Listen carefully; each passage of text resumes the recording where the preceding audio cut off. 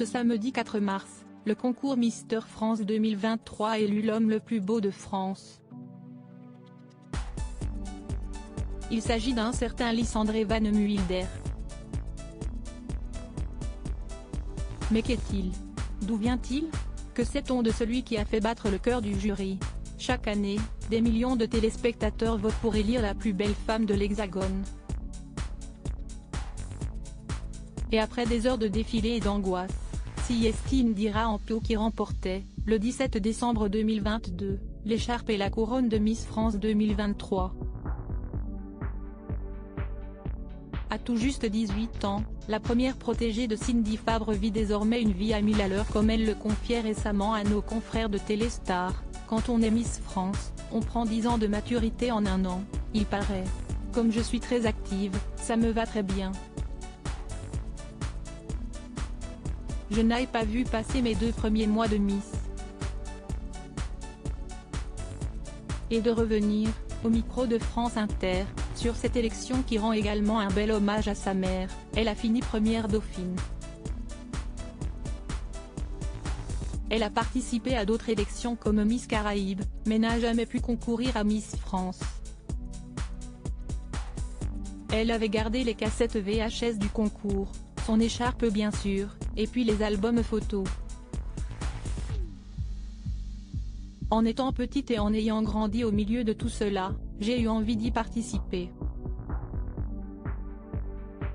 C'était un rêve de petite fille, j'étais éblouie et fan de ma mère. Si est une bombe atomique, il faut l'écrire.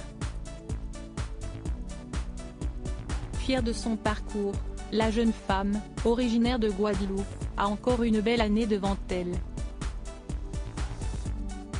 Tout comme son confrère Lysandre Van Muhilder, qui est le nouveau Mister France. En effet, si l'élection de Miss France fait la une des médias, celle de Mister France est moins commentée.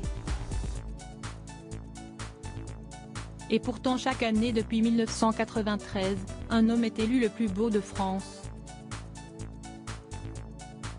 Lors de cette nouvelle édition qui s'est déroulée samedi 4 mars au théâtre de Poissy, Yvelines, c'est donc Lysandre Van Muhilder qui a remporté les suffrages, devenant ainsi Mister France 2023, sous les yeux de la présidente de la soirée, Nathalie Marquet, Miss France 1987.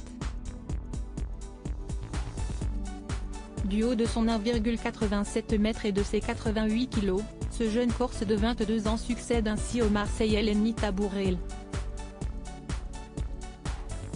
Titulaire d'une licence en STAPS, il est moniteur de plongée et coach sportif, mais a également touché à la menuiserie, travaillé dans la restauration, et aimerait officialiser sa carrière de mannequin parce que rester dans une seule profession ce n'est pas pour moi, a-t-il confié à Corse.info.